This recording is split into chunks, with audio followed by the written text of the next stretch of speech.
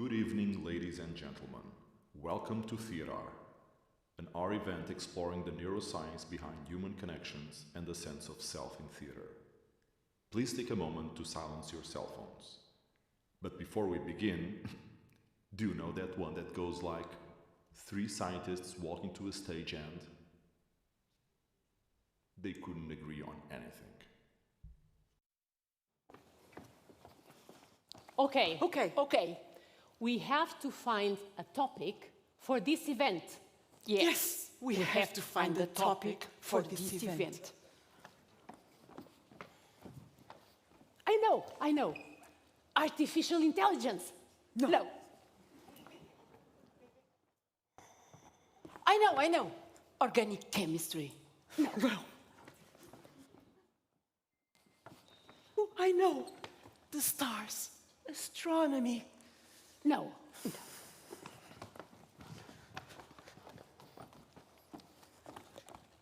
What about animals?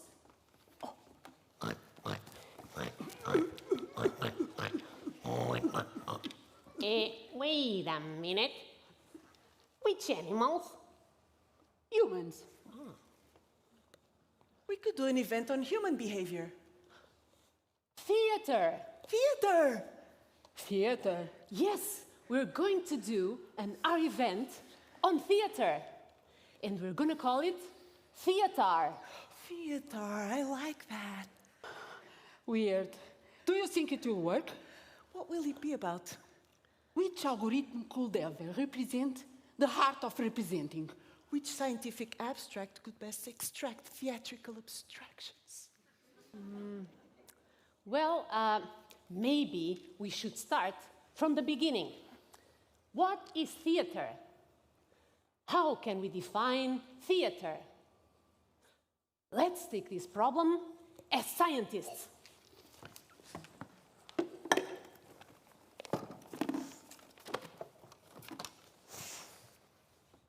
Number one. We put on our lab coats to be able to think better.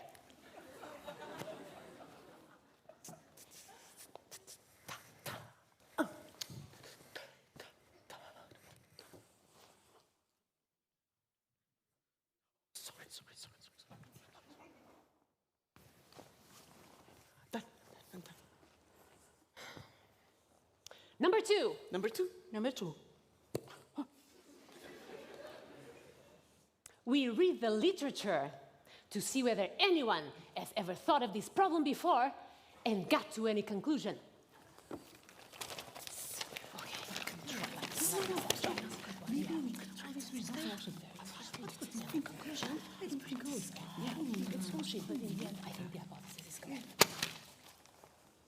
Number three.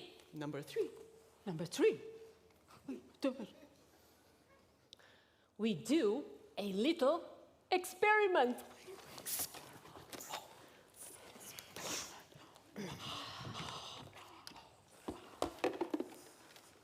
Ready?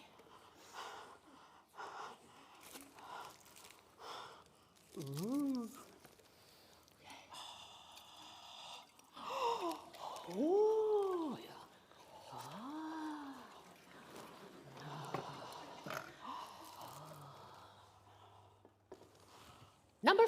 Number four. We analyze the data.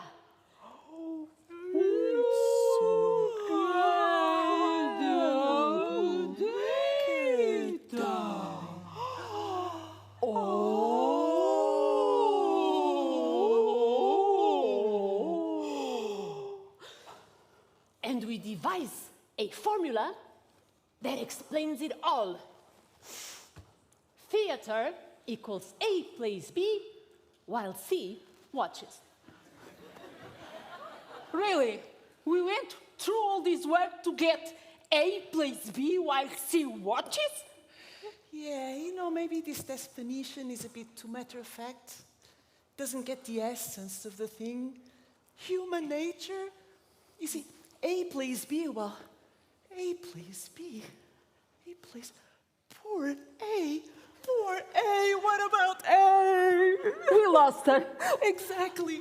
Who is A when it's playing B? Where it's his identity.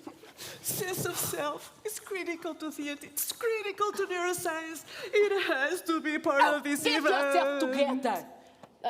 You know, you actually have a point there. Sense of self will be a part of this event. Okay? Okay. Okay. All right. You know, maybe science on its own cannot explain theater.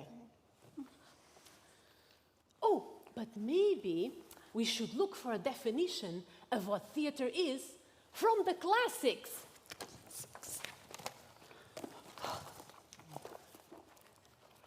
Oh, Aristotle. Aristotle wrote that the purpose of theater is to imitate life.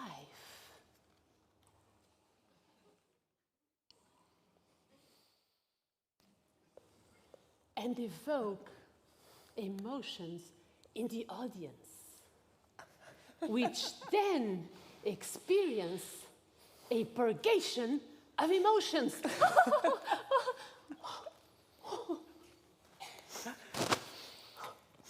Okay, but I also see here, you know Stanislavski? So he says that theater infects the audience with its noble ecstasy.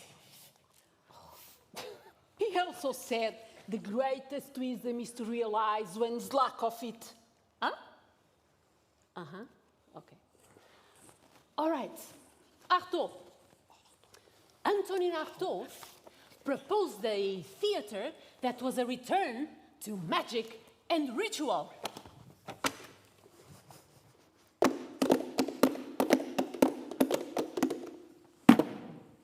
Where the cry, ah!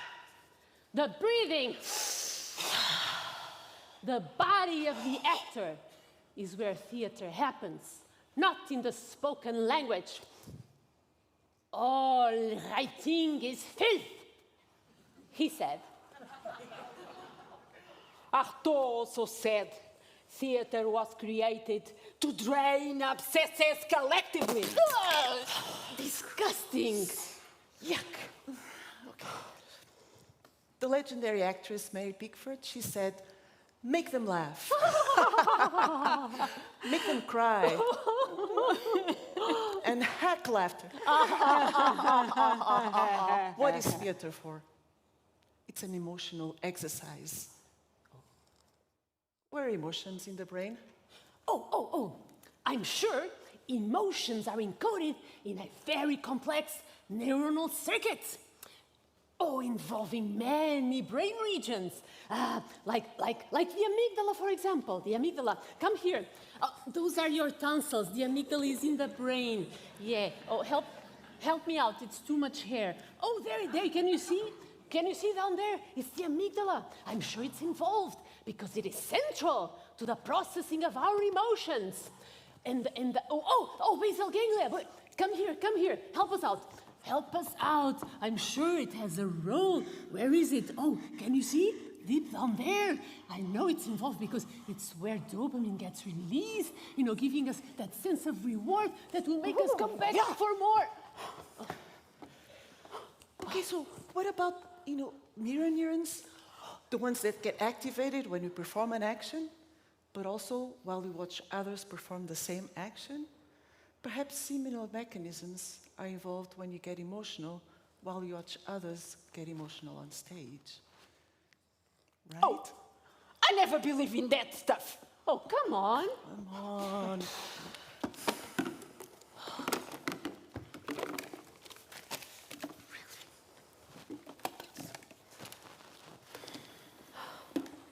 Wait.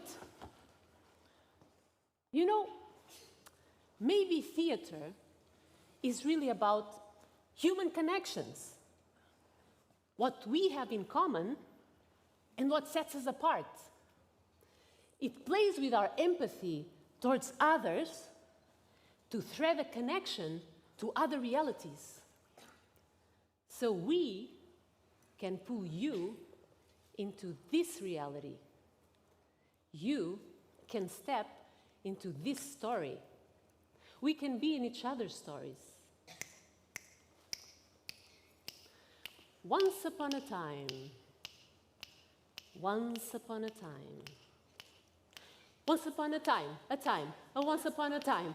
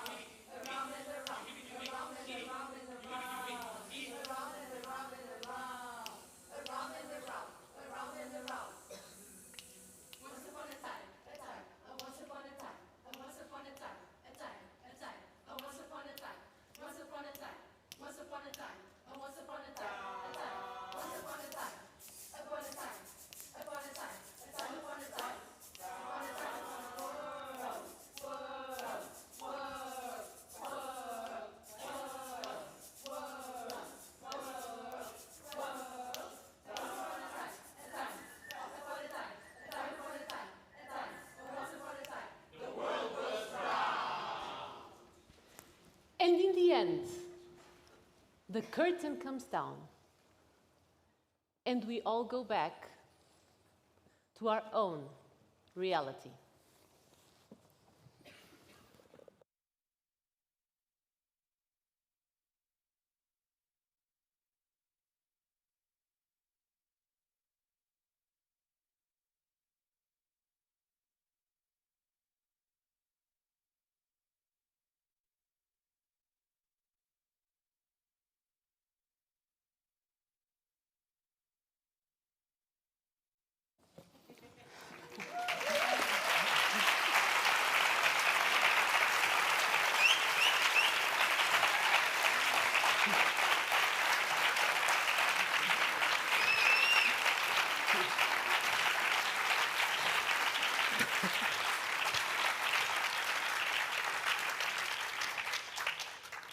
Well, good evening once again, ladies and gentlemen, and welcome to TheatAr, the R event on theater and neuroscience. I'm Daniela Pereira, and I'm a researcher here at Champalimau. I'm Luisa Vasconcelos. I'm also a researcher here at Champalimau. I'm Maria Vito. I'm a head of unit, support unit in Champalimau. So we'll be the hosts for this evening, but for the moment, we'll leave you with Daniela. Thank you. So I will start with giving you a lineup for what we have for you this evening. So we will start with a talk by Dr. Christian Keizers on the neural mechanisms of empathy, which will be followed by Doenica Greaves, which will share her work on interpersonal synchrony and sense of self in performing actors. We will then have a playback theater performance by Inverso, which are actual professional actors. And we will wrap up with a roundtable where we will discuss the views of the artists and scientists on theater and neuroscience. And it's also there that you will find out why we ask you all those questions in the registration form. So it is now our pleasure to introduce Dr. Christian Keizers. Dr. Keizers obtained his PhD in neuroscience with David Parrott in the UK, and then he moved to Parma, Italy, to do postdoctoral research in the team of Giacomo Rizzolatti. There, he made a groundbreaking discovery on mirror neurons, which, as Luisa explained, are neurons that were originally described in the motor cortex to be activated when we perform an action, but also when we watch others perform the same action. Dr. Keizers found that mirror neurons respond to both the sound and the sight of actions. His later work as an independent researcher extended the notion of mirror neurons from the motor system to the limbic and tactile systems, seeding our understanding of the neural basis of empathy. Since 2010, he leads the Social Brain Lab at the Netherlands Institute for Neuroscience, together with Valeria Gazola. And he is a full professor for social neuroscience at the University of Amsterdam. Dr. Keizers is also the author of the award-winning book, The Empathic Brain. So please join me in welcoming to the stage Dr. Christian Keizers.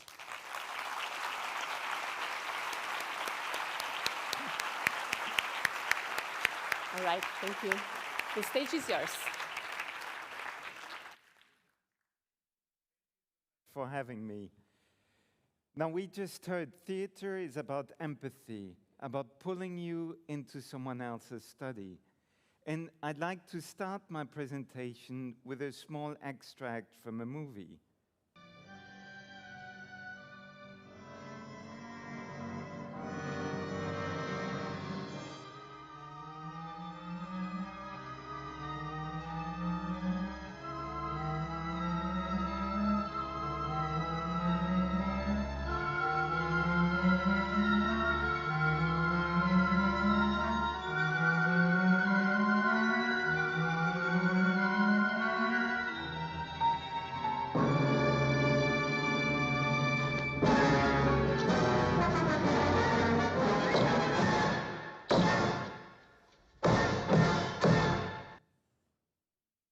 And what I think is remarkable about our experience of movies is that when we witness James Bond fighting with a tarantula, we don't just understand what he's going through.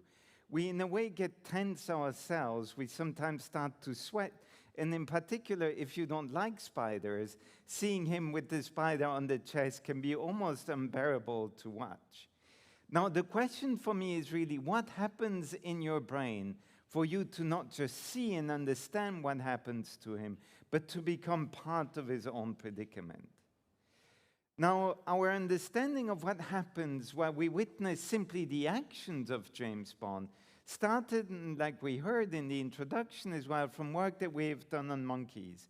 The reason is that in monkey, you can listen to the activity of individual neurons while you can interact with the monkey. And if you do that in this region you see here in blue, you can listen to the activity of neurons that are in the motor system of the monkey. So, of course, the first thing you notice is that while the monkey performs particular action, these neurons become active. And indeed, that's their main job. If you electrically stimulate them, you see the monkey starting to do things like grasping objects. The surprise came from observing that some of these neurons don't just respond while the monkey is doing his own actions, but also while the monkey sees me perform a similar action of grasping with my hand or with my mouth. And I'm going to show you a short movie in which you're going to hear the activity of one of the premotor neurons, first when the monkey is grasping an object from my hand, and then later on while the monkey simply watches me doing it. And you'll hear the firing of the neuron, little pop, pop, pop sound. The more of them you hear, the more active the neuron is. First the monkey grasps, and now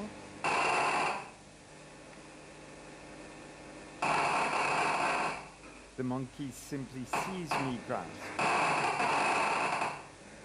So with neurons like those, if you see me take some water,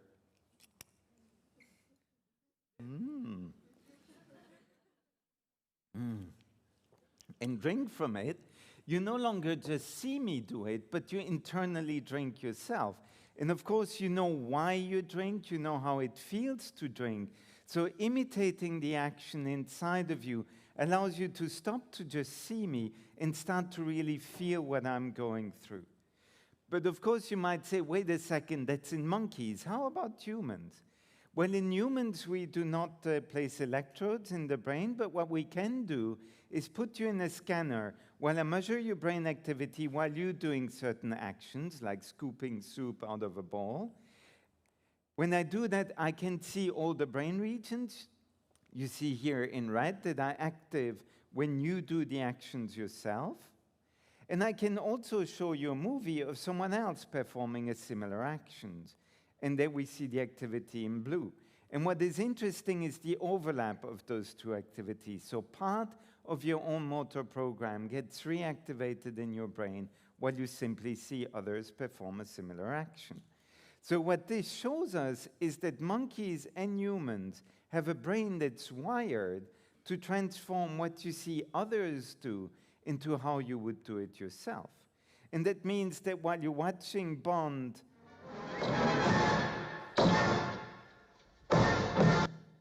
kill the spider, although you don't see all the details, you can really feel what it would feel like to kill that spider. Now, you might wonder, though, what is mirroring, actually? Is it that you really read and feel what's going on in the other person? Or is it perhaps that you project what you would feel in their stead into their minds? Now, to approach this question, we made a simple experiment. We showed people either the movie of a human performing an action, like you've seen before, or of a robot performing a similar action. You might wonder why show a robot, but I think it'll make more sense in a second. We also have control stimuli, which is just seeing the hand and the object. So when we showed people and a human taking the glass, like I did with the bottle before, and we measure what happens in the brain, we find this kind of activity here that involves activity in particular in the premotor regions that we saw before. So you reactivate your own actions while you see a human perform it. But what happens when you see a robot perform a similar action? Who of you thinks that you do activate your own motor cortex as much as for a human? Okay. Who thinks that you wouldn't activate your own motor system when you see the robot? Okay. Well, actually, I thought the same as most of you did, that you wouldn't activate them, but actually, we found activity that's just as strong as we found for the human. Now, what does that tell us? Well, we have to think about what was actually happening in the brain of the person that was performing the action. So when it was a human doing it, in this case it's actually my hand, so I also measured the brain activity while I was doing this grasping. And what you see is that it's not exactly the same in the observer than in the person doing it, but it's pretty similar. But how about the robot? Well, the robot's brain activity looked like this, nothing at all like the activity that we see in the observer. And that illustrates us quite simply that while you watch other people do the action, your brain activity actually makes you activate what you would do in that situation. And it's a projection. If you're very similar to the other person, this projection is a very good imitation of what goes on in the other, and you really feel with the other. But if the other is very different from you, you have to keep in mind that you're really projecting yourself into the person you see. And that means as well, when you look at theater, for instance, you might wonder, well, the actor doesn't really feel anything, perhaps they're just faking. But that doesn't matter, because your brain, if they do their job well, will still recruit activity that you would have in the real situation. Now, how about sensations and emotions? So when we think about Bond, we could almost feel the sensation of the spider on our own chest, and we certainly tend to feel the tenseness of his emotions. So for the first thing, the sensation, we did a very simple experiment. We put people in the scanner and we touched their legs. That allows us to see in the brain where you have activity when you feel touch on your own leg. Then we showed them movies of very beautiful legs here. Those are my legs, please do not laugh. And what we saw was that while you simply watch the legs of someone else being touched, you activate this blue region, so that we see something similar now no longer in the motor system, but in your somatosensory system, that transform what you see happening to the bodies of others onto how it would feel on your own body. And of course, with that, while you see the spider crawl on the chest of another person, your body, your brain will transform it onto the kind of sensation you could feel yourself. Now, how about emotions? Well, we could put you in a scanner and ask you to be happy for 10 seconds while I'm measuring your brain activity, but that wouldn't work very well. So we had to be a little bit more creative. So one of the things we've done is we put people in the scanner with an anesthesia mask on their face. And they ask you, why do I get an anesthesia mask? But we just told them to be patient. Now, what we did after a while, we first put very pleasant smells into that mask, and I figured, gee, that's not too bad. But then we started to present smells like butyric acid or for a markepen that smell really bad. Now, this worked pretty well. We had to take one participant out because he started vomiting in the scanner. But for the others, we could measure what brain activity looks like while you're having a real physical, emotional experience. Before that, we showed them movies of other people just acting out the emotion of disgust, and we find this blue activity. So again, you see now in a new system again, but this time in your emotional system, you can see that simply witnessing someone else undergoing disgust makes it real, so to speak, in your brain by activating the systems that would be involved in your own emotion. Now, the other emotion we can use really well in the lab is pain, because we can just put you in the scanner and slap you on your hand and localize the part of your brain involved in your own pain. That does involve the insula that we've seen here, but it also involves an area that we see here in the anterior cingulate cortex. Now, that's a part of the brain, if we remove it from your brain, which is sometimes done in patients, you no longer feel sufferance when you hurt yourself. And what we see is that if you simply see someone else have a painful facial expression, you reactivate the system as if you were in pain yourself. So the idea is that, again, while you witness the emotions of others, for instance, here the facial expression of Bond, your brain transforms this into how you would feel with a similar emotion. Now, a question we often have as well is that something that only we humans feel, or do animals as well feel with other individuals?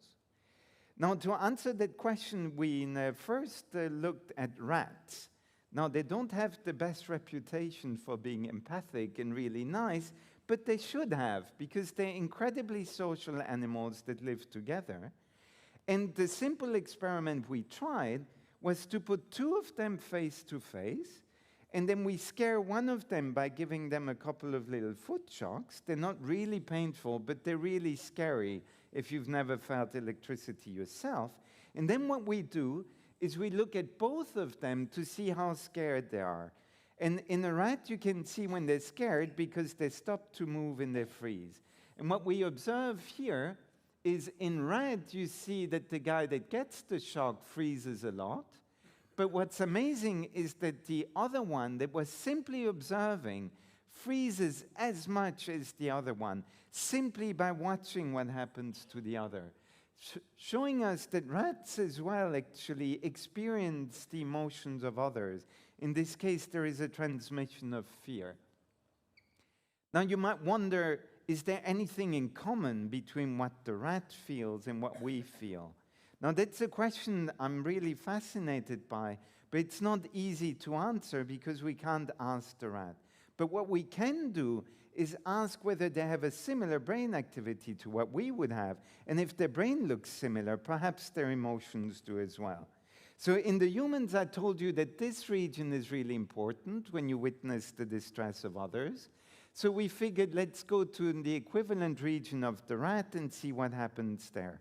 And what we saw was that in this region, we actually found neurons that respond both when the animal itself is experiencing an unpleasant sensation on the paw, and when it witnessed its friend undergoing a similar emotion. Really finding mirror neurons now in the equivalent area of an animal. And what's important is that in the animal, we can also deactivate the corresponding brain region by injecting an anesthetic locally. And what we see is normally the observer freezes a lot, but when we deactivate the region that we find in humans, we see that now the rat no longer freezes, showing for the first time that we don't just observe mirror activity, but it seems to have really a cause in allowing us to really get contagious by the emotions of others.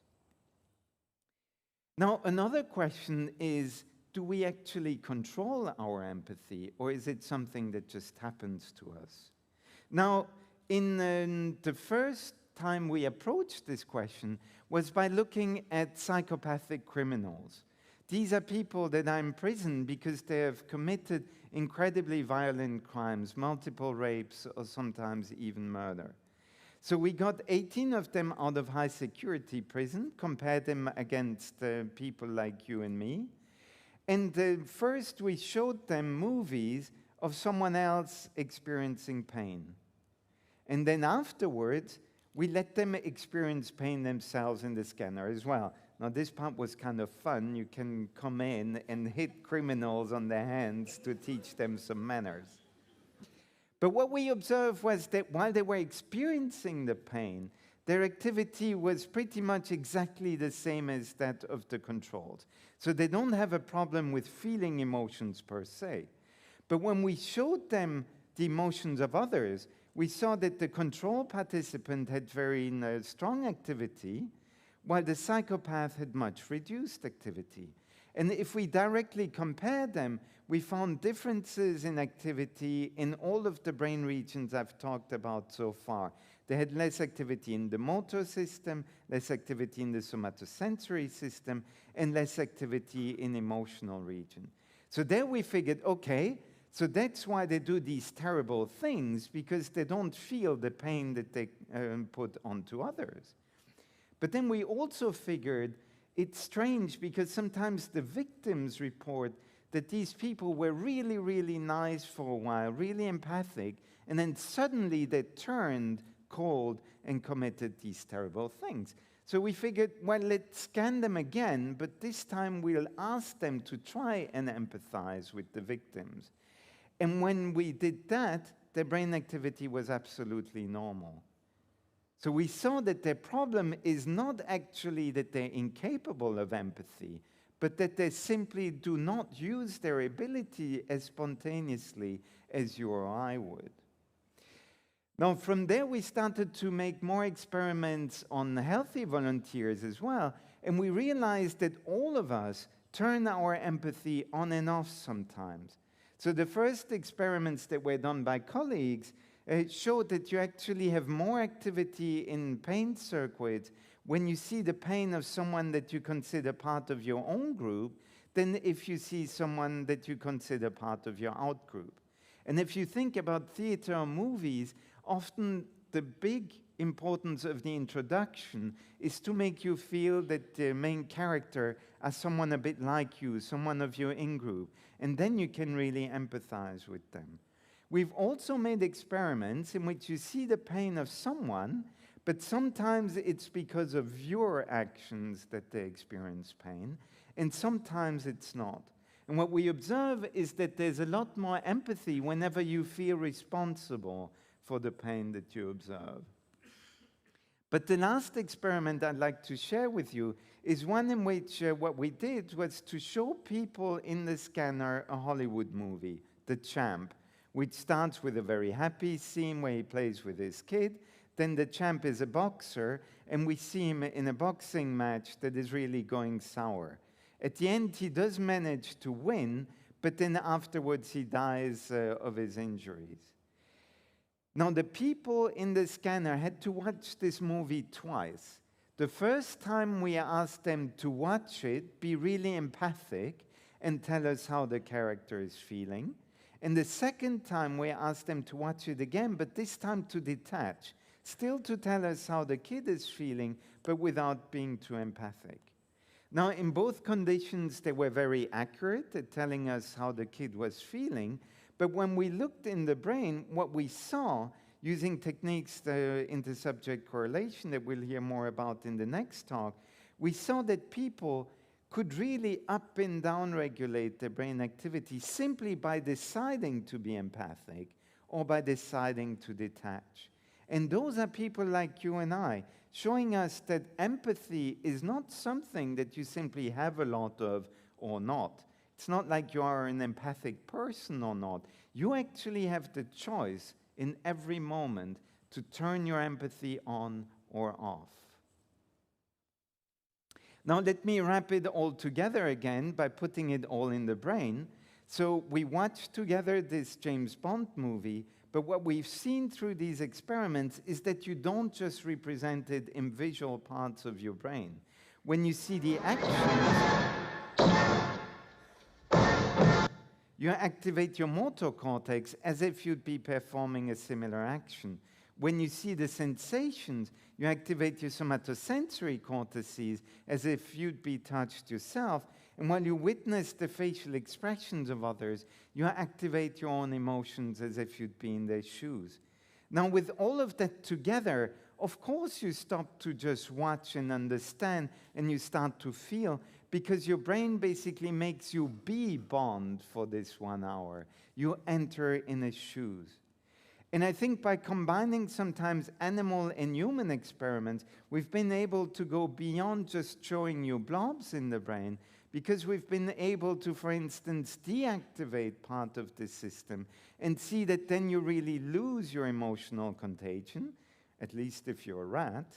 And we've been able to really peek into these blobs and see that it is the same neurons that you activate when you're in pain and when you witness the pain of others.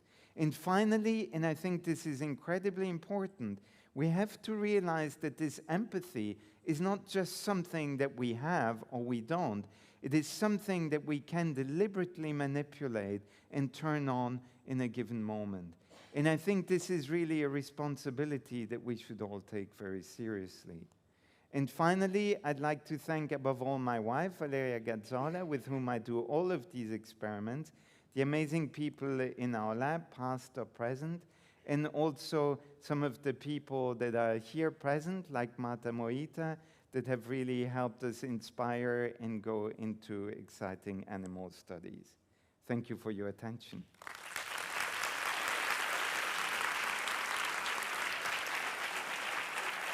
Thank you.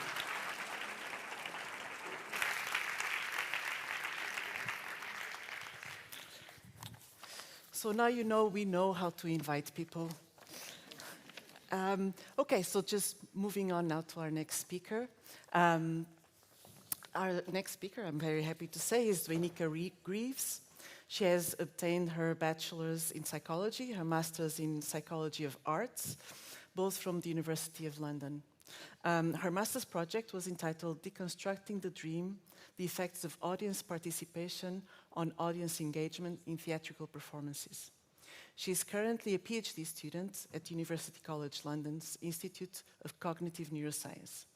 She is developing her thesis in the Social Neuroscience Lab, led by Antonia Hamilton. There, she's aiming to investigate the effects of theatrical training on social cognition via behavioral, physiological, and neural methods. Please help me welcome Doenica Greaves.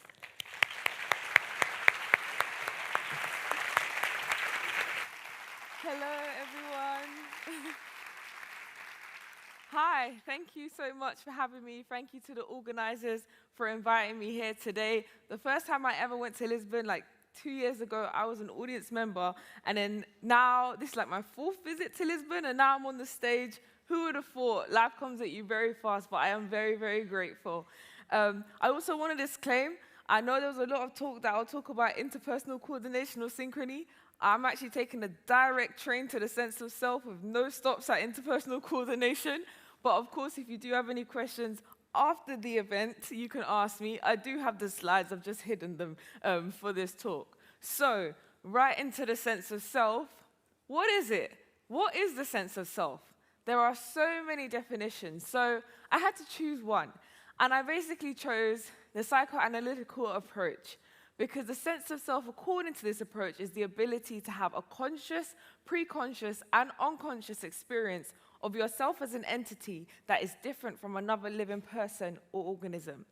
So the reality is, I know that I'm me. I know that I'm not you. You know that you're not me. I know that I'm not this monitor, right?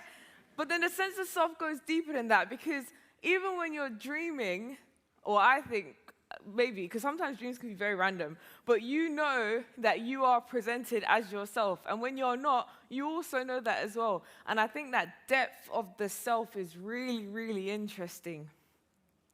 So, as I said before, there are many, many ways to describe the sense of self, and you can also deconstruct it. So, two interesting types of selves are, firstly, the phenomenal self, which is the bodily self. For example, I'm Dwenika. These are my hands. I'm aware that my hands are moving in the space because I'm giving a talk and I speak a lot with my hands. But that's just an example of the actual physical self that you can see, you can touch, you can feel. But also we've got the narrative self, so that's a socially constructed self.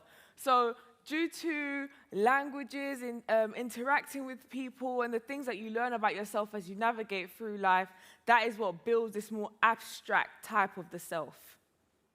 But moving on, why actors? And this is a question that I get a lot. So aside from the fact that I genuinely really like theater, I really like acting. Since I was a child, I was always acting in school plays. There's actually a scientific reason as to why I'm also interested in actors. So everybody has a phenomenal self. Actors have a phenomenal self. But the interesting thing is, through their training or characterization, and there's so many different techniques that actors use across the world as well to get into that character, through that process. Now, actors didn't say this. So any actors in the room, I'm not quoting this from acting theory, but from what I've really thought about when I really looked at the process of learning how to act, is that we're actually using our own phenomenal self to then create a phenomenal self for your character. For example, you may be an actor and you may be able-bodied, but your character may have a limp. So now you've actually got to learn how to navigate the space with this limp, which is not what you have in your own everyday life. So that's an example. Also with the narrative self, I mean, you as an actor, you might hate the color blue, but your character loves the color blue because the color blue reminds them of their grandma used to wear this blue dress all the time, and yeah, they miss their grandma so much. So it shows that you may not be like your character, or you might be, and you build on that. So this is the question. This is what I've come here to really talk about. How can we measure the sense of self as a neuroscientist? There are many different ways to measure the sense of self. But I come to you today training as a neuroscientist to think like a neuroscientist. What can we do? How can we actually measure this? Doesn't mean that the self is, one little thing, but that's the only way to kind of conduct brain research. You've got to find something to measure. And the way that we do this, just like in the beginning, the introduction, we look through the literature. So I had to really look through the literature, and then I found that with a lot of research with fMRI, as you saw before, there's activation of the medial prefrontal cortex. So this is the prefrontal cortex across here, and the medial prefrontal cortex is right in the middle. So when you hear your own name and when you're processing another name, that area is very active. And just a bit more about the medial prefrontal cortex, just in case anyone in here is not a neuroscientist, and you're like, I don't know, I don't want these brain names being thrown at me. Just to break it down, the medial prefrontal cortex, especially regarding social interaction, is really important for mentalizing. So when you know that you have your own thoughts, beliefs, desires, intentions, other people have their thoughts, beliefs, desires, intentions, and we know they could be different or similar. And like I was speaking about before, self-other processing, but also there's a self over the other bias. So when you're processing yourself, it's much more stronger than when you're processing another. So I will speak about the research that we did. This is like my first paper. Yeah, first research that we did, where we were looking at the sense of self and interpersonal coordination. So at least I've said it there. But of course, if you're interested, you can read the paper. But yeah. So what were we interested in? So firstly, there's not a lot of research that's actually done looking at theater and neuroscience and bringing it together. So we wanted to build this big study of doing an actual theater performance, and we're measuring the actors' brains in the rehearsal period. We're measuring 2 brains at the same time, so that's what hyperscanning means. But we want to do everything in a real-life setting because as social cognitive neuroscientists, we really want to get out of the lab into the real world. So can we do this is basically the thing that we were aiming to do.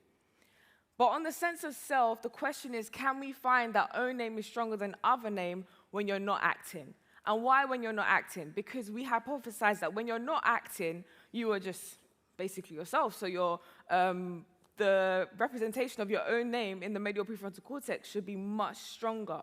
But when you are acting, we hypothesize that maybe it's suppressed. It might not be, but maybe it's suppressed. And that's why we went with this question. But then can we find this in the medial prefrontal cortex? Because, I mean, that's what makes it neuroscience, right? You've got to add a brain thing in there, and then it's like, yes, this qualifies as a neuroscience study. So what did we do? Who did we work with? So we were privileged to work with Flute Theatre. They're a London-based theatre, and they specialize in deconstructing Shakespeare for autistic people. So we had a few actors that we were working with, and we got to do this in a drama studio, which is really, really good. As I said, we were not in the lab, so it's really cool. I mean, it was cool for me. I haven't been in a drama studio for a very long time, and it was nice just being back in a familiar space. What did we do? So as I said, it was a rehearsal, and it wasn't a fake rehearsal. It was an actual real rehearsal because there was a live performance, and I have another paper on that, but I won't talk about it. But it was a real performance that we were actually putting together. And what happened during the experimental kind of design? So the actors were acting, they were rehearsing together, or they were doing non-acting tasks. For example, they were speaking, so they were reading from a Shakespeare prologue, not in character. They were walking around the space.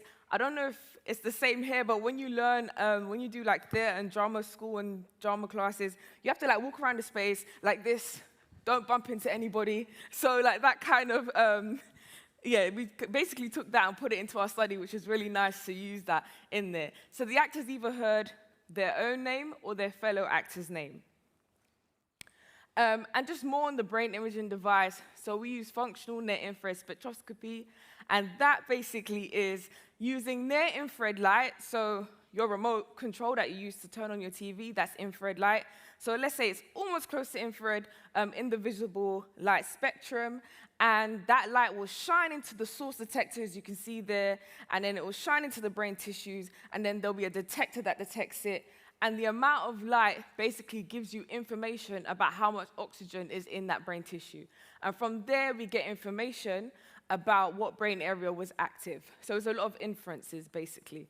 But yeah, I thought I'd share it because it's a cool device that you can use to do portable, in-person neuroscience. And here's a picture of an actor actually wearing everything that we had on. So we had the FNERS motion capture, physiological monitoring belt as well. And she looked pretty comfortable. So, this is nice to see. But what did we find? That's the question everyone always asks. But what did you find? So when it came to looking at whether own name is stronger than other name when you're not acting, we actually found this, but in the left frontal polar cortex. So nice, but then another question is, what is the frontal polar cortex? So I've got I made like these brain trump card things, if you know what those are, like you get like the Pokemon stuff and all that. Yeah, I've made like the brain ones for you guys. So hopefully you can kind of like learn it very quickly. But just relating to social cognition, so when it comes to also processing the self and other, similar to the medial prefrontal cortex, they are pretty close, like right next to each other as well in the prefrontal cortex. But this now takes the information from others, from society, and then you use that to shape your own thoughts and ideas, etc. So you can see it's very, very similar. But also interesting, goal switching, value, and redistribution, interesting because you've got task A, you've got task B. How does your brain know which one to choose? So it actually weighs it up and says, you know what, should I actually switch to this task because it has more benefit for me right now? So that is the area that's in charge of all of that stuff. Back to the question. So when it comes to whether own name is stronger than other name, did we find that anywhere else? We did. We found that in the left dorsolateral prefrontal cortex. Once again, what is that area and what does it do? I've got another one for you guys. So the dorsolateral prefrontal cortex is really big on cognitive control, and it's that evaluation. So you know if you intend to do something or somebody intends to do it, you actually need to see, does the outcome of what you intend to do, does it actually match up? And I like that. I like that analysis in life. So that's the area that's in charge of that. And as it's moving more laterally in the brain, so say the medial prefrontal cortex is here, we're moving this way now. So it's got a lot of communication with the motor regions as well, which is really nice to see. But then here's the thing. I feel like this was a distraction because if anyone was really keen, they'll be like, wait a minute, you were really interested in the medial prefrontal cortex. What happened? Why have you not found anything there? Well, I have to be honest, guys. We had bad data quality, so actually I don't know what was going on in the medial prefrontal cortex, unfortunately. I mean, you can't have everything, right? If you build a big study from scratch, there's got to be something that really goes wrong, and it's the one thing that we really wanted to find. But it's okay. So just to summarize this section, so firstly, our aim was to do this proof of principle. That's what it's called when you're basically testing to see, does something work? It works. You know, may not find exactly what we wanted to find, but it still works. For those who probably were looking for something in the dorsolateral prefrontal cortex, you know, good for you. You know, you would have found something. But the sense of self, can we find that own name is stronger than other name when you're not acting? Yes, in the control conditions. This is good. This is like the basic name call effect. fMRI literature has this. We used FNERS instead. We want to say, yes, it works. We can continue to use the FNERS. We can build on this. Can we find in the MPFC? I mean, MPFC, yeah, you already know, guys. We couldn't analyze the channels. So what does that mean? Back to the drawing board. So this was before my PhD, the research that I was talking about. During my PhD, I decided to just focus on the sense of self. This is probably why I'm so biased, and I said not talking about interpersonal coordination. But yes, because I've worked so much on the sense of self, and I thought, okay, which kind of goes not against, but the reason why we use portable devices is so we can actually move around the space. So I said, okay, let's use the portable device, but actually, actors, you're going to have to sit down, because I really want to know if I can really get these medial prefrontal cortex channels. No hyperscanning, so we weren't looking at two brains at the same time. I thought, let me just focus on one brain. It's a cool technique, but if your research question doesn't need it, you know, you don't have to use it. Include character and stranger name. That was my interest, and that was my critique of my previous work. I was like, well, actor one's name and actor two's name, it's interesting, but I really want to know what happens when you hear the character name. So we've got another study. You can see pictures here of the actor while they were doing the study, and this time, actors were sitting down and they were performing a monologue towards a camera. So almost like a self-tape. So I still feel like we were a bit realistic, even if it was back in the lab setting. And the non-acting conditions was the coloring book. They just had to sit and color in, you know, the mandala coloring books. They really, really liked that. And then the telephone book, they had to read names and numbers of the stores in the UK out loud. So those were the non-acting conditions. And they heard their own name, character name, and stranger name being called out twice during each of these tasks. What do we find? So the question is, how active is the medial prefrontal cortex during the monologue performance? You see, I've already started with the medial prefrontal cortex, so it's a good sign because we found something. It worked. And we found that the monologue had higher activation compared to control conditions, which is really cool. The frontal polar cortex was not actually an area that I was interested in going into the research, but then as I started to realize I've got some findings here, I thought, let me include it as well in my talks. So I actually found the same thing again. So that's really cool. The self-other processing regions were active during the self-other processing task, which is quite nice to see. What is the relationship between own name and stranger name? So, very different to what we found before. In the non-acting condition, it was actually suppressed. So all names were suppressed, but the own name was suppressed even more. And I've got to do a bit more investigation into that because I don't know why. But very interesting to see something very different. And then what was the relationship between own name and character name?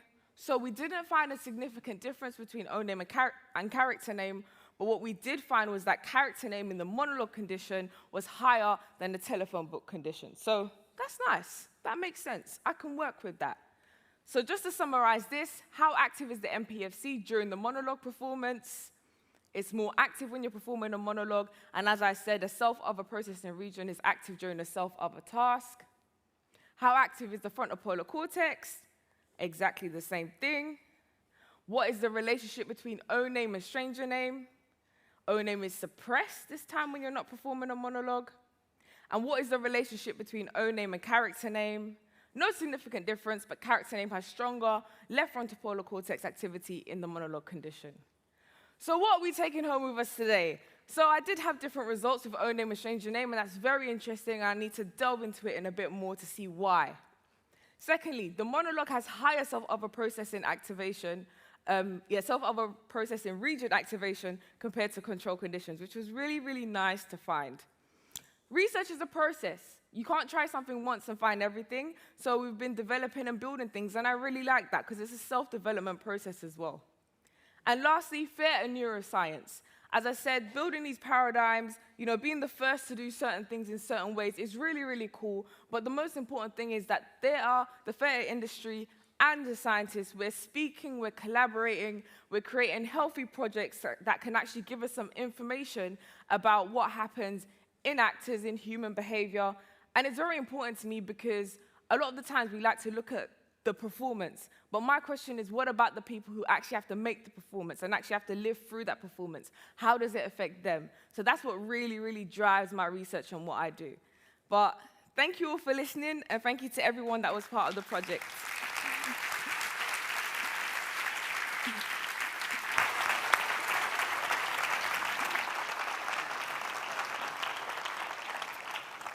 Thank you very much, Doenica.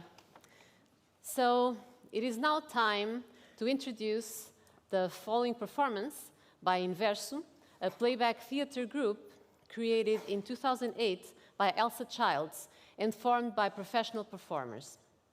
Playback theater takes the individual narratives shared by the audience in the form of true personal stories and offers them back as an improvised representation, recreating a sense of themselves and their belonging to a group. Elsa Mauricio Childs, who is also performing today, studied modern languages and literature and founded the 20 Anos School and Inverso, which she currently directs. She is also a co-founder of Projeto Eco, another playback theater collective. These two groups have a particular focus on mental health and human rights work. Elsa Childs teaches at the Iberian School of Playback Theater, and she is also the founder of Corda Teatro and the intersectional feminist group Eufémias, which focuses on issues of identity in the performing arts. She likes to incorporate poetry and dance into her theater performance. So once again, please help me welcome Inverso to the stage.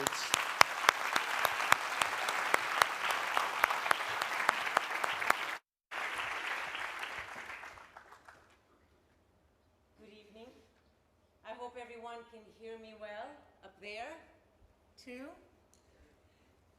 I'm going to start with a couple of disclaimers. One is about language. English is not our native language. And I would like, with a show of hands, to see who in this room has English as their native language. So it's like a tiny group of people here have English as their native language. So let's all bear with each other that even though we're using this, this is not the language that is natural to us. The second disclaimer is that playback theater, which is the form of theater we're going to be performing here today for you, a performance usually takes an hour and a half, 2 hours, which means that we're going to be doing here today is just a sample of what a performance would look like. So just for curiosity for us, who in this room had heard playback theater before this event? Who had seen a performance of playback theater? And who has actually practiced playback theater here? Thank you so much. For those of you who don't know, and it's the majority of what playback theater is a form of improvisational theater where, in the moment, the performing team acts out the story And there are only two premises for those stories. They have to be true stories, and they have to be told in the first person. True stories mean that it's something that you actually lived. It can be a dream, but it's something that you actually experienced. And why in the first person? Because what interests us is how you relate to that story. Even if you're telling us something that you've witnessed, we want to know why that story is important to you. So this is it. We are here for you. For whatever you'd like to share with us here and to see on stage. Give me your hand. Make room for me to lead and follow you beyond this rage of poetry. Let others have the privacy of touching words and love of loss of love. For me, give me your hand. Maya Angelou. My name is Elsa, and for me, empathy allows me to anchor despair. My name is Diana, and I try more and more to put myself in other people's shoes and be less judgmental. My name is Joana, and I tend to find my own self in other people's stories. My name is Fernando, and I'm always wondering what other beings feel. This is it. Now we are here for you, for what you would like to share with us. Just raise your arm, and the microphone will get to you. And we'll go from there. See if I see an arm right here. And there's another there. Can you tell us your name, please? Hi, my name is Katrin. Welcome, Catherine. Thank you. Okay, so, can I get up? Yes, of course. I have this, this sentence that comes back to me through my life that I actually read in a tube station in Lisbon, Metro Park, by Nietzsche, and it's like, you have to have a lot of inner chaos to give birth to a dancing star. You have to have a lot of Inner chaos, to give birth to a dancing star, dancing yes. star. And this sentence keeps coming back to me all my life, like since I was like 20, and I'm way more than 20 now, so. And I always wonder in each stage of my life, what does this sentence mean? Because it keeps somehow coming back, you know, in my life, just tumbles in. So what does it mean to you now? Oh, fuck, sorry. Well, it always means kind of the same, you know, because it always feels like really messy inside. But somehow I always manage to dance it out outside, so it's like, it must be right somehow, I don't know. That mess must be right somehow. Yeah, I just have to trust the mess. Yeah, it's enough? Yes. Okay.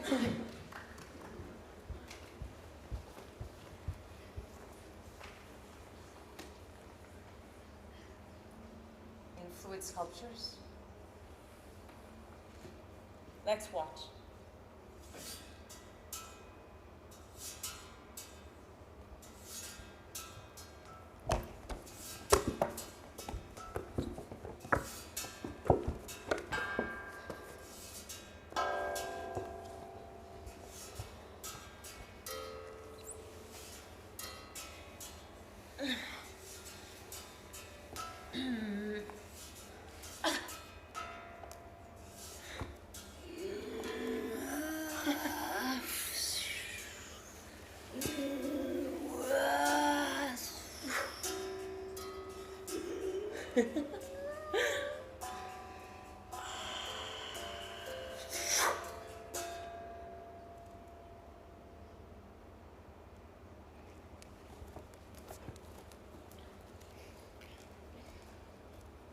Obrigada. Beijo.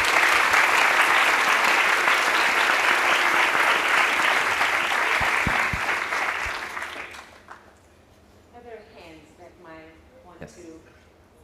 to signal Should the I, story. should I get up? Okay. Hi. Here.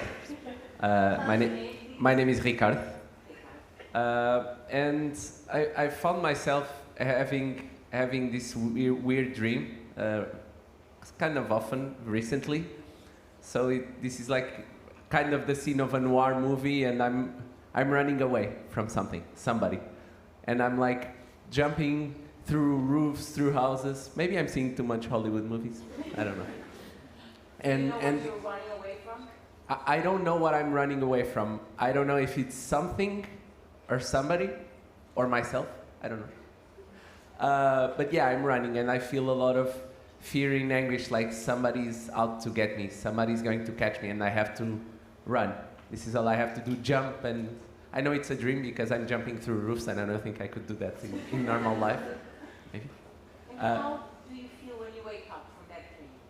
How is your body? How is your I feel some tension, but I mainly feel a lot of relief, because although I sometimes can tell I'm dreaming, it's still very anguishing. It's like I cannot stop. I cannot force myself to wake up. I have to run. But then I wake up and I relax. So you go from this tension to this relief. Yes. Thank you so much.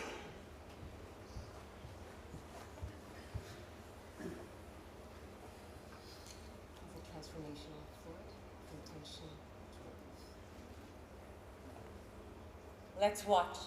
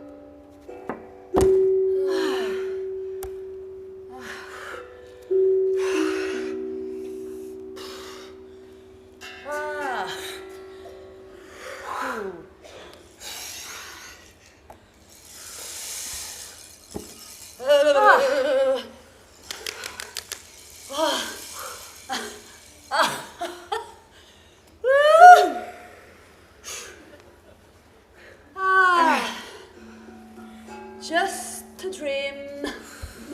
Woo. Phew. Okay, it's done.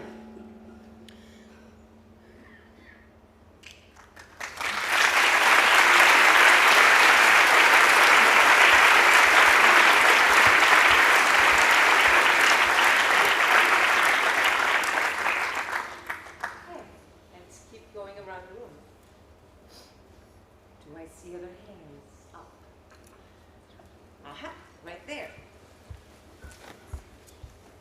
Hello, I'm Tati. Patty, Yes, welcome to. nice to see you guys. So basically, what I'm experiencing, yeah, can you hear me now? Because for us, it's very important to do everything you say. Okay, so I'm experiencing now a big anxiety, not now, but in my life. I don't know, I think I'm really scared of relations, like especially romantic ones. So yeah, it's crazy feeling like this. Nowadays, I can manage this anxiety in other areas of my life, right? At work, I feel really good with myself, with my friends, but still there is this there. How is it for you to feel like fear? It's very like in my heart. Yeah, it's here. In the past also I felt on my throat, but now it's more here. A lot of tension in my shoulders as well. What would be more important for you to see on this stage? I think perception from outside, even though that I'm with my perception, I think that will be nice. Thank you. Thank you.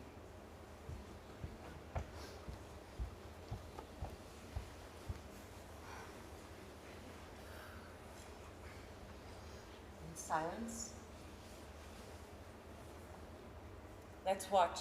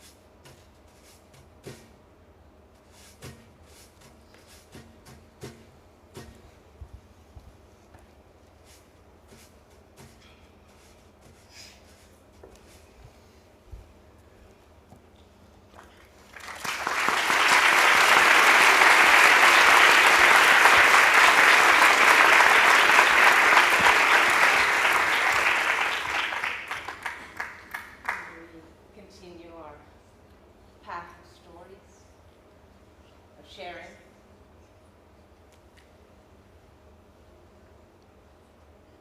Let's see another thing. Uh-huh. You have it.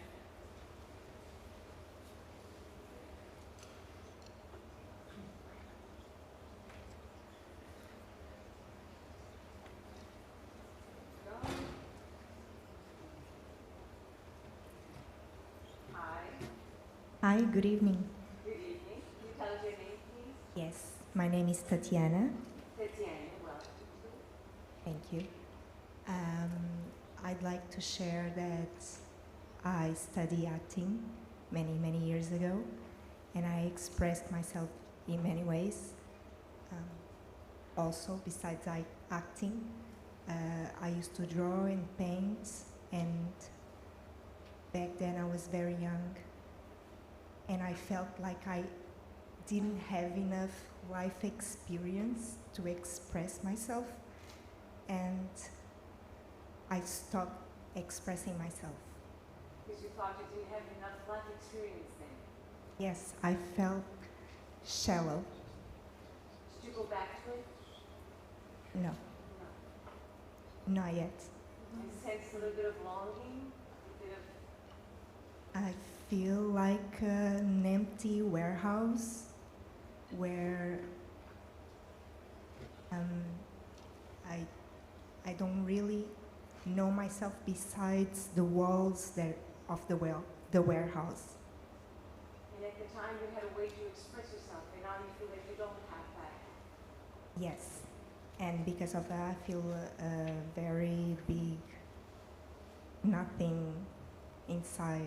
or at the same time like a bubble that is growing and growing and growing and wants to burst and come out, but never finds a way to. It doesn't have a way to express it. Yes.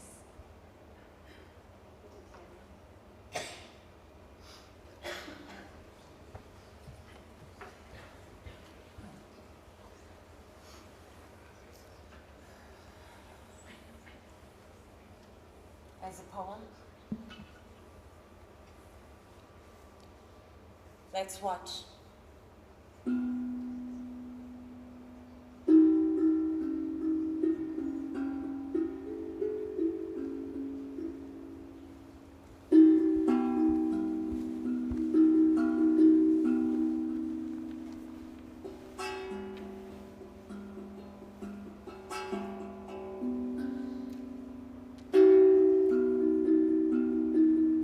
Sometimes we feel we have no words.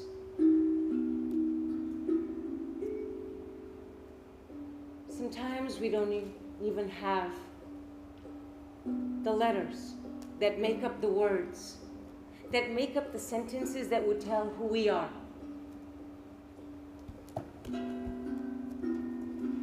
Sometimes we're missing the alphabet that we need to reach inside this empty space and say, it's not empty after all. Sometimes we're missing each word of the alphabet that would allow us to say, see, this is who I am. I have all of these words inside me. I have all of these sentences inside me. I have all of this. That is me. Sometimes we're looking for the alphabet. Sometimes we even look for alphabets that we had a long time ago. Each one of the letters, each one of the words that can say, I can hear you. I can hear the you that is inside of me deep down in this silence. A silence so full of words, a silence that only needs the letters of the alphabet that can say each part of it, that can say, I was wrong. I was not empty. I just needed each one of the letters of this alphabet to say, this is who I am.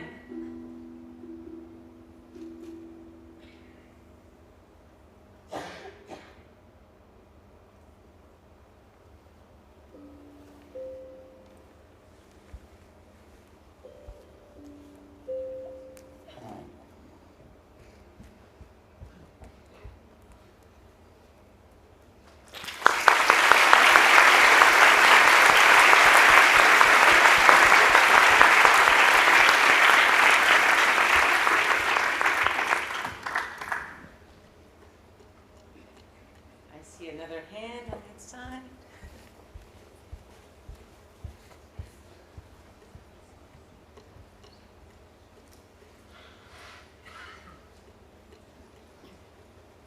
Hello. Hello. My name is Jorge Ramirez. Could you say it again? I cannot hear you. Sorry, I'm Jorge. Jorge? Yeah. Bienvenido. Gracias. I'm very notorious, right? My accent already tells that I'm not from here. So, well, my story is going to have a happy feeling because it is about the circularity of life. I have traveled already almost 10, 11 years out of my country of origin, which is Colombia. And well, this weekend that is happening now, I will have something that I haven't had for a very long time, which was I had in Colombia the very strong hobby sports like to play fencing, which I really liked, but since I traveled here to Europe or the US, wherever I have been, has been very difficult to do. And I replaced it with other things to try to, counteract the fact of not having it, of course, because it's still something that I like. Dancing with anything else that could compensate that lack. And yet, without my, let's say, control, I found myself in a birthday party where I got to meet someone that knew it and invited me to play again this weekend that is coming, and I'm quite happy about that. So today you bring this feeling with you? Yes. And when you say fencing, you mean esgrima? Literally, yes. Not putting a fence, actually. Trying to surpass it.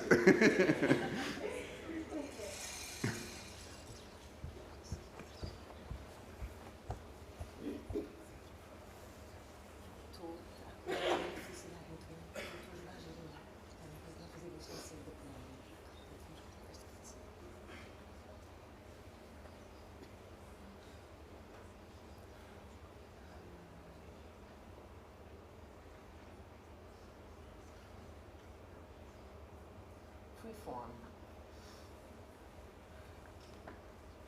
Let's watch.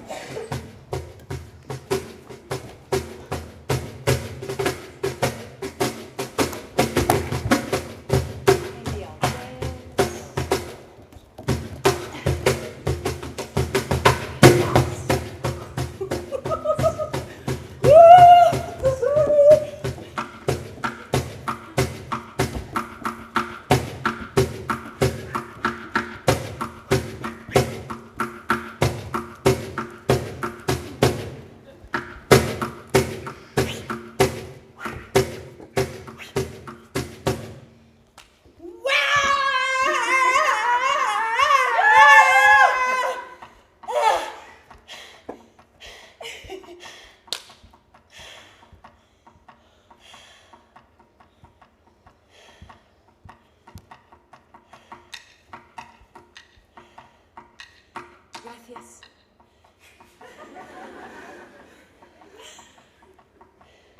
You're welcome.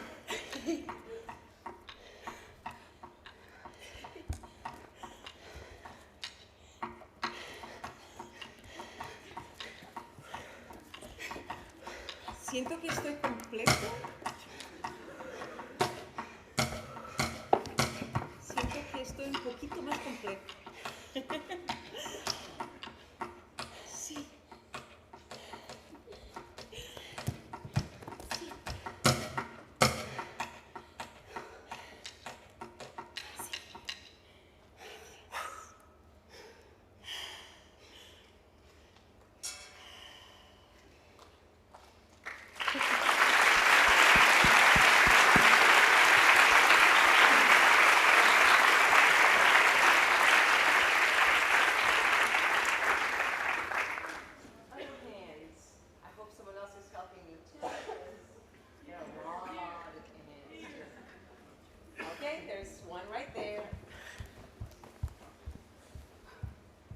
Good evening. Good evening.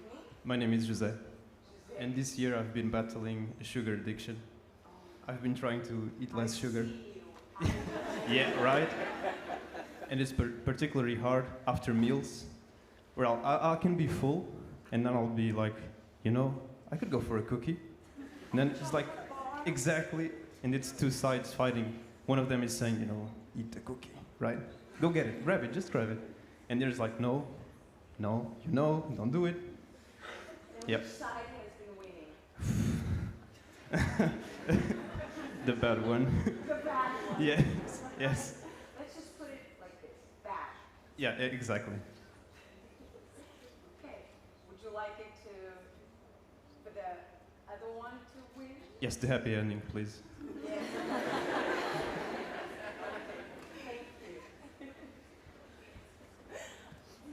Thank you. As free pairs.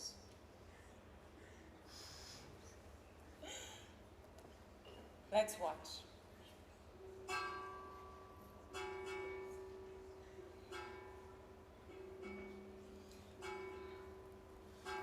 Go for it. Go for it. Go. Go, go, go, go, go, go. No, no, no, no, no, no, no, no, no, no, no, no, no, no. No, no, no, no, no, no, no. It's me. No, no, no, you cannot. No, no, no, no, no, no, no. It's me. No, no, no, no, no, no, no, no, no, you cannot. You know you like it. No, no, no, no, you have to. Come on, come on. You know it's not good for you. It's bad. She's bad. She's very bad. So come on. You know you love it. You know you must do this. No. No, look me. No. Please. Come on. Look me in the eyes. Look me in the eyes. I'm the one. Look. See? I'm the one. Look at me. Focus. You can do this. Focus. Really focus. Yes, exactly.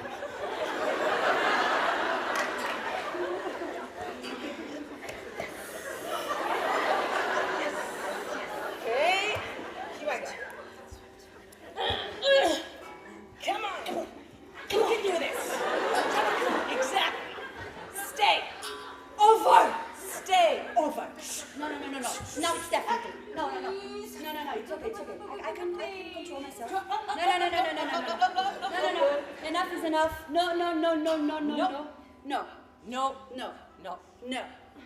I can do this. No. Exactly.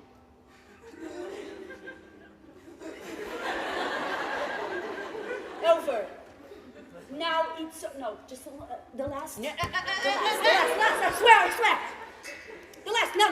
Finished. I do this. I can do this. Yes. No, you can't hear it. No. Mind. No. Shh. Bad.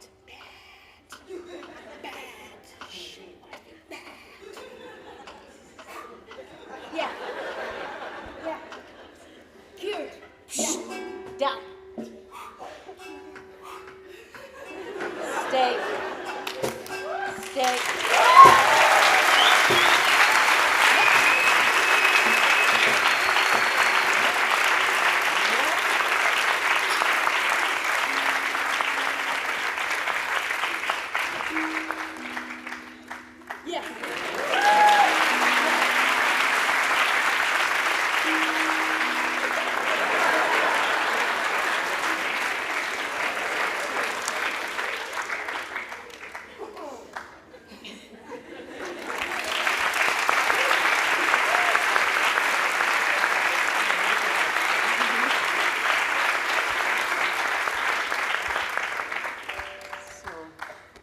To the end of our time. So, fear of connecting.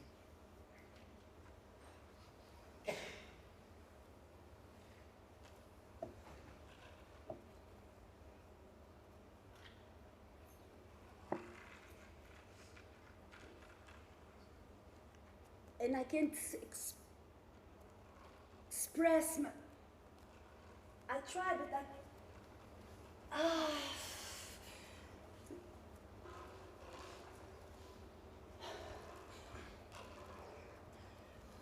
life is so circular, so good. A chaos that makes sense. And temptation. It's so good. I know I want it. I know I can't. I know it's so good. And I know I can't. I have to run. I have to run. Wake up. Wake up. Wake up. Wake up. Ahora Wake sí, up. ahora Wake sí. up. Wake up. Ahora lo he hecho. Wake up. Ahora estoy Wake de up. nuevo. Sí. Wake up. Wake up. Run. Whew. Just a dream. Just a dream. Was it? It was. Running away. Running away. Wake up. Running away from what? I'm here. Myself. Myself. Others. Myself. Running away. Who? To connect.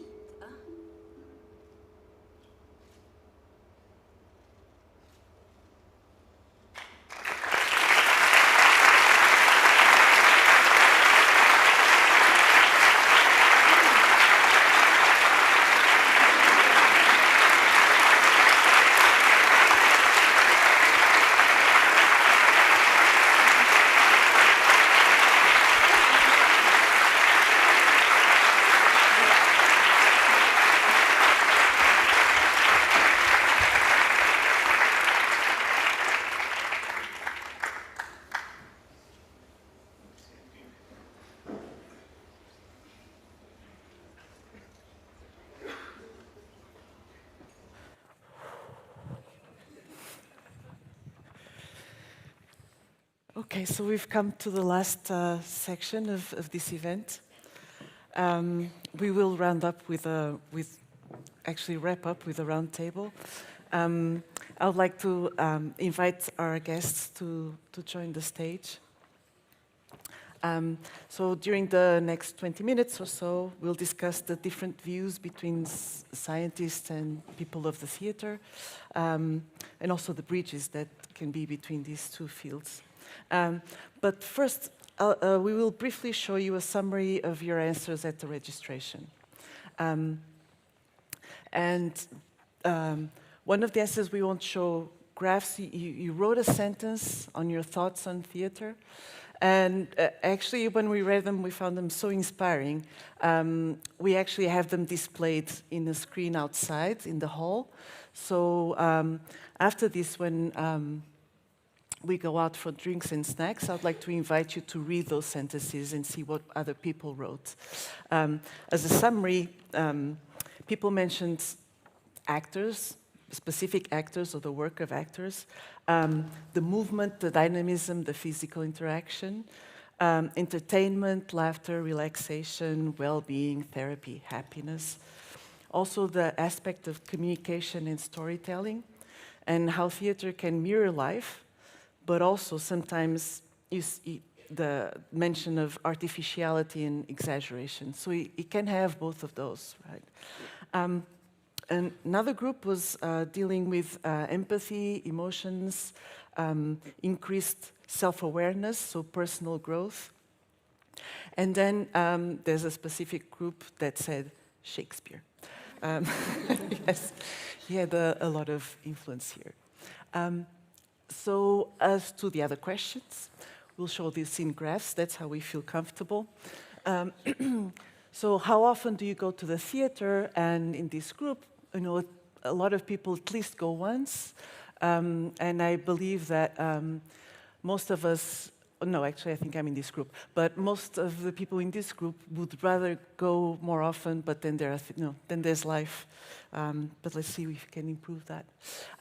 Who are we in this room? About a quarter are people working in science research, a decent number of people in theater and film, or both. And I have to say we were a bit surprised by this, that large number of people that have some interest in both. And very nicely surprised that about half of us here have nothing to do with either. Okay, and now we go to the questions where actually people coalesce all a larger group of people into a particular answer. So, do you believe theater influences empathic skills? Vast majority said yes. One person said no. Who are you? I know. I want to know. And I'll trust that person to stand up now. No. Do you think sense of self can be altered when acting or watching a theatrical performance, both or neither? So I think we tend to agree that both acting and watching can do something to our sense of self. And does neuroscience have more to learn from theater or vice versa? And most of us agree that we believe that it's, of course, we can learn from each other. It goes both ways. Oops.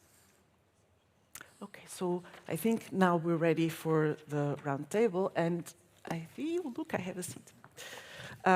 So we'll take from, we'll start from some of these questions, and by asking our guests to comment on what we've seen here, and I guess, like suggesting maybe you could comment on the answer, on the question on whether theater can mess with our empathy or influence our empathic skills. So, but who would like to start with that? You have the microphone. Okay. I have the microphone because apparently I'm the only one who doesn't have the headset. Yes. We all have Not because I was dying to answer, but I have to say that in my case, I'm a little biased to answer this question because the form of theater that I do the most is all about empathy. It's all about hearing the personal story of the person in front of you, getting in their shoes, and actually playing it out to the best of your abilities in that moment, respecting its deepest note, and everything about this teller that has made themselves vulnerable to you. So yes, I don't think it messes it. I think it actually increases it, because then the other people listening to the story also tend to identify with what they're listening. So yes, I'm very biased about that. So maybe I would challenge now Duinica, because actually we asked the question about sense of self, and people actually think that not only performing in a theater performance, but also watching could mess with your sense of self. So what are your thoughts on that? Ooh. So I feel like if we go back to the narrative self, like I was speaking about before, how you interact with people as you go through the world, by default, it changes you for good, for bad, you know, it shapes who you are. If you watch a piece of theatre, or if you're involved in a piece of theatre, that is a part of your life. That's not, you know, it's not just something that's extracted and separate from just the things you do in your day-to-day life. So if watching the theatre or being involved in theatre is something you're doing, even if you do it once, you've done it. And that, I think that's enough to basically impact yourself, because, I mean, that's how I see how life works, if that makes sense. So on that kind of maybe surface, like black and white level, like, well, yeah, you know, if I walk down the road and I have an interesting conversation with someone, it may change how I think. I may think of that conversation maybe a year later or something like that. I think it's enough to shape your sense of self. And we're now all looking at you, Christian, and also, you know, people overwhelmingly think that when we watch theater, that can change our empathic skills. So what would be your thoughts on that? Yes, so I think one of the things you observe is that empathy is not something that you have or that you don't, right? And I think what is important in developing your empathy is to have positive experiences with empathy, the fact that empathy can be rewarding. And I think very few things are as rewarding as seeing a good play or a good movie in which you let yourself open to the empathy and you experience something really enriching afterwards. And I think it is by having these encouraging experiences that empathy really gives you something, that we really more and more encourage to open up to what other people think and really go deep, listen deeply, and get moved by others. So You left us with a question in your talk. So, whether empathy is good or bad, would you care to answer? What do you think? Well, at first, immediately, you know, we want to improve our empathy. Empathy is good. You want to have as much of it as you can get. But it can be, it can prevent you from doing things you need to do in some situations. For instance, if you need to put a dislocated shoulder back in place, you have to be very rough with a person, and maybe empathy is not a great thing to have at the moment.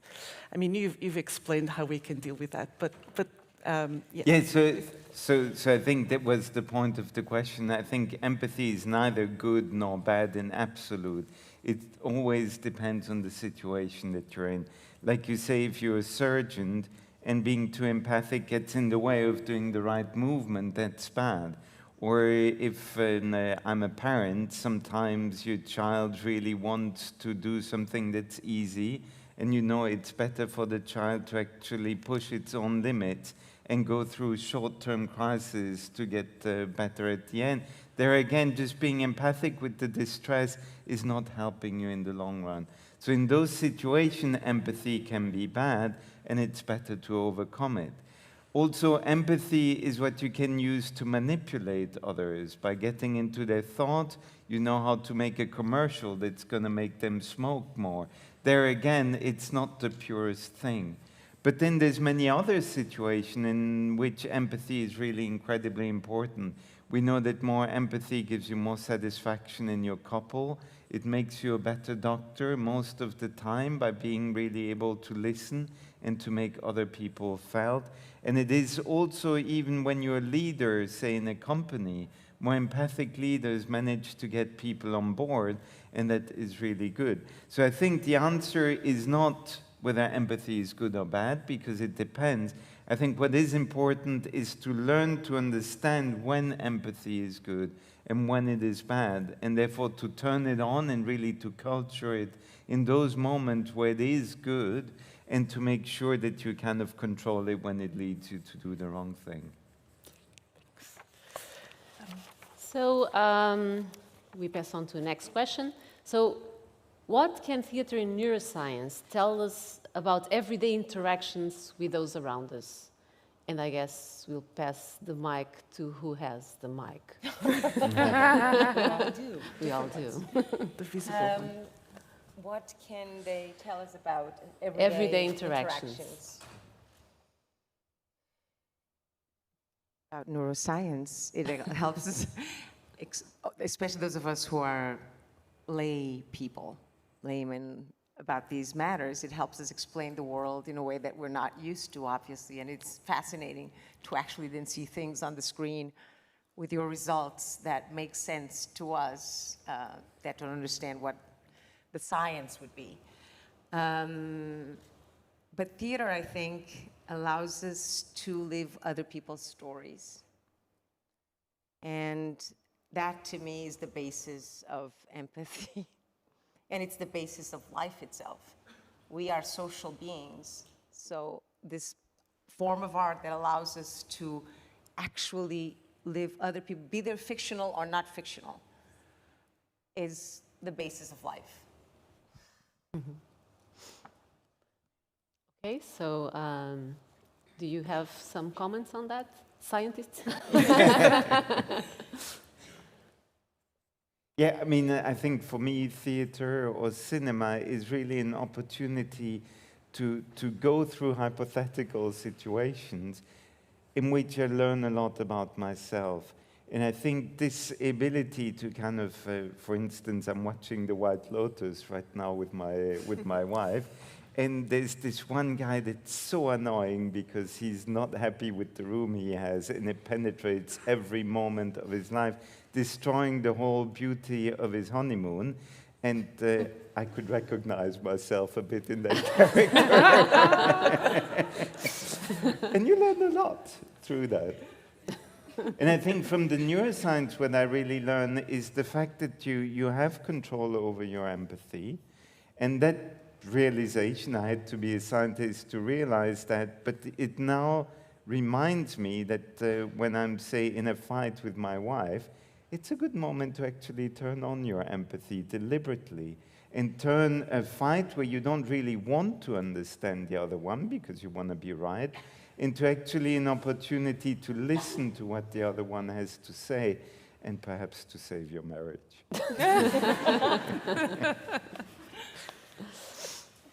Anything to add, Inika? Ooh, I had something, and you made me laugh, but then it just went like out of my head. I think what's nice is just the conversations that can be had between the two disciplines. I mean, like if you, for example, if you do theatre and you don't want to know like what's happening in the brain, it's fine. I think just in general though, if you're making something and you're making it for other people, I think you have a responsibility to at least consider how it's affecting other people, whether that's on a neural level, whether that's on a physiological level. But if you're putting it out there for someone to receive, I think you have a kind of responsibility to at least investigate what's actually happening in the receivers of your work. And I think theatre and neuroscience together can enable that. Thank you. Should we hit the last one? You go for it. I go. Okay. Okay, so we're getting to the end of our time, but we still want to ask a question. Actually, we don't want to ask a question. We want the artist to ask the scientists a question, and then vice versa. Okay. Really forcing the interactions. Who wants to start? Okay. I thought it was really interesting in your performance that for the deep, strong experiences, you did not use words. And for the experiences that were described as being shallow, you actually used your words. And I was just curious, why do you think that words are so much shallower than actions? It depends on the words. For example, when we do the poem form, those are not shallow stories, and it has a lot of words.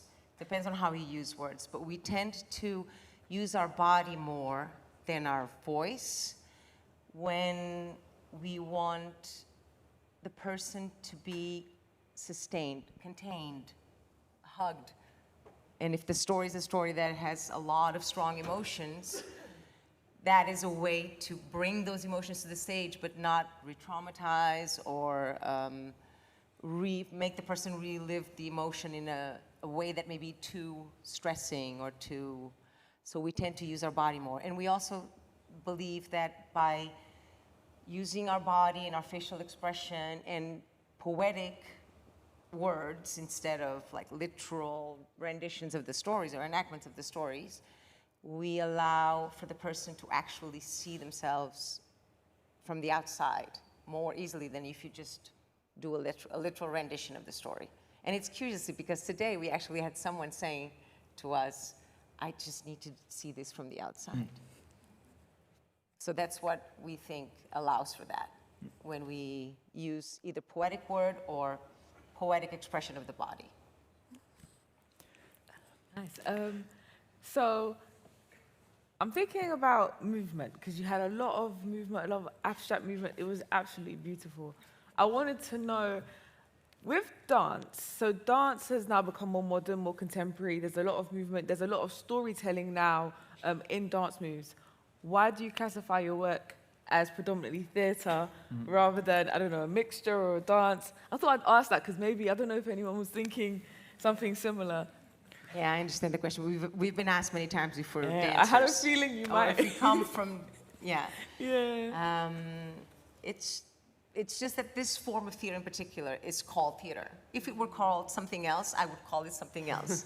Because what interests us is actually this capacity to invert the protagonism of theater, where we have the persons in the audience, the people in the audience, be the protagonists, not us. We're just enacting the stories and these people back to them.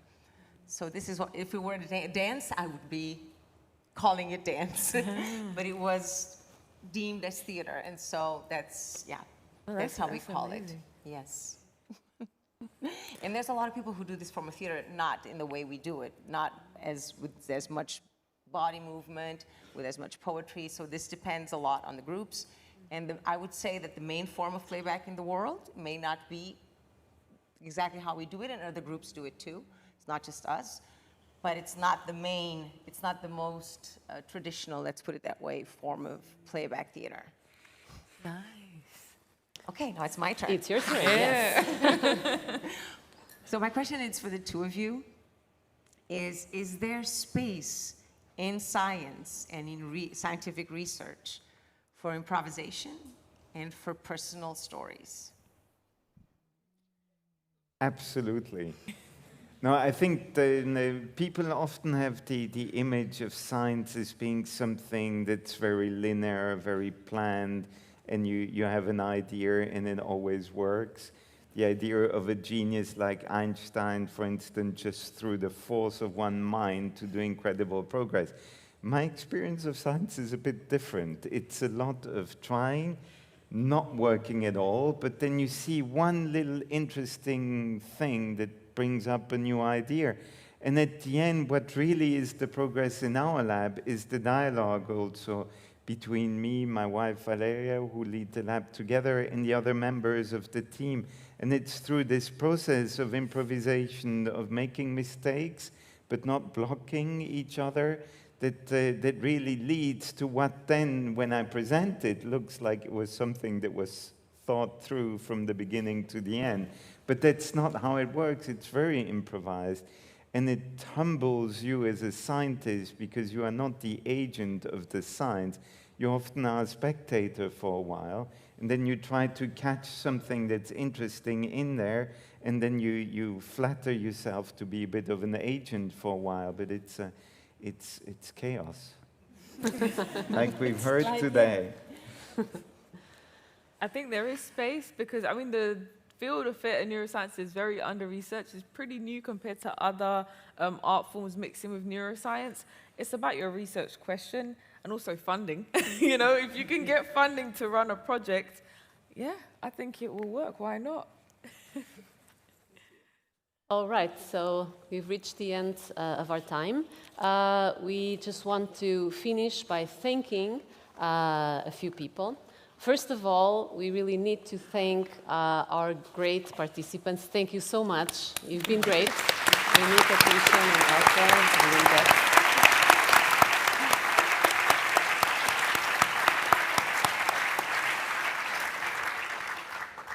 Claudio Oshman is a theater director, is also the theater teacher of me and Luisa, and he gave us great tips on how to improve our little performance in the introduction.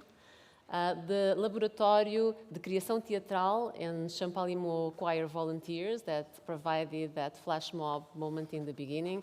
Thank you so much. It was really cool to see this on stage.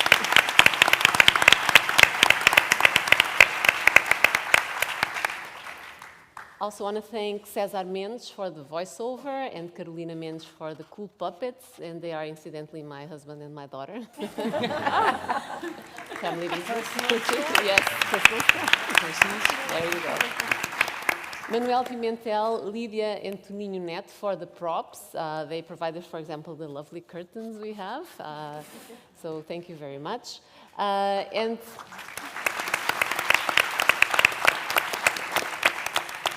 And of course, an event like this is not made by three people that show their faces, like me, Luisa, and Maria.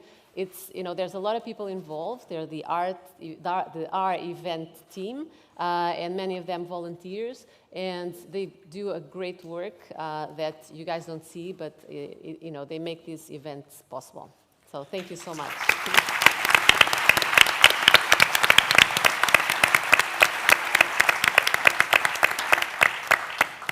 Finally, last but not least, we want to thank the Champalimau Foundation for all the support in terms of funds and everything else.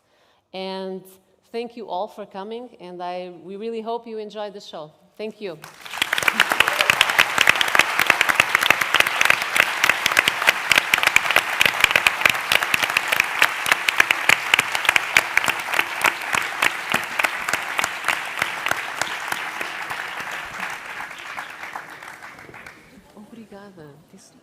great. It really was.